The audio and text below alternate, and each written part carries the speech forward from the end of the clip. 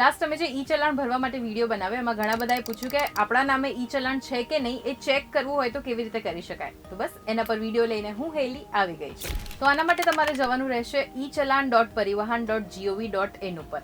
અહીંયા જશો એટલે તમે થોડું નીચે સ્ક્રોલ કરશો એટલે તમને ઓપ્શન દેખાશે ગેટ ચલાન ડિટેલ્સ. આના પર ક્લિક કરો. હવે અહીંયા તમે સિલેક્ટ કરો વ્હીકલ નંબર, પછી વ્હીકલ નંબર એન્ટર કરી દો અને નીચે કેપ્ચા એન્ટર કરી દો, પછી કરો ગેટ ડિટેલ્સ.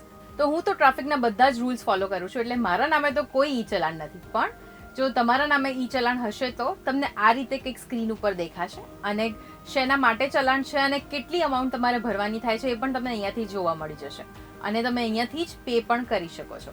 તો તમે પણ આ રીતે ચેક કરી લો અને બીજાને પણ કહી દો કે આ રીતે ચેક કરવાનું છે. તો તમે વિડીયો સેવ કરી લો અને બીજાને ફોરવર્ડ પણ કરી દો, જેથી કરીને તમારું અને એમનું બંનેનું કામ ઇઝી થઈ જાય. અને જો તમારા નામે ઈ ચલાણ હોય તો તમે 8મી માર્ચ 2025 પહેલા 100% ભરી દેજો, નહીં તો ખબર છે ને.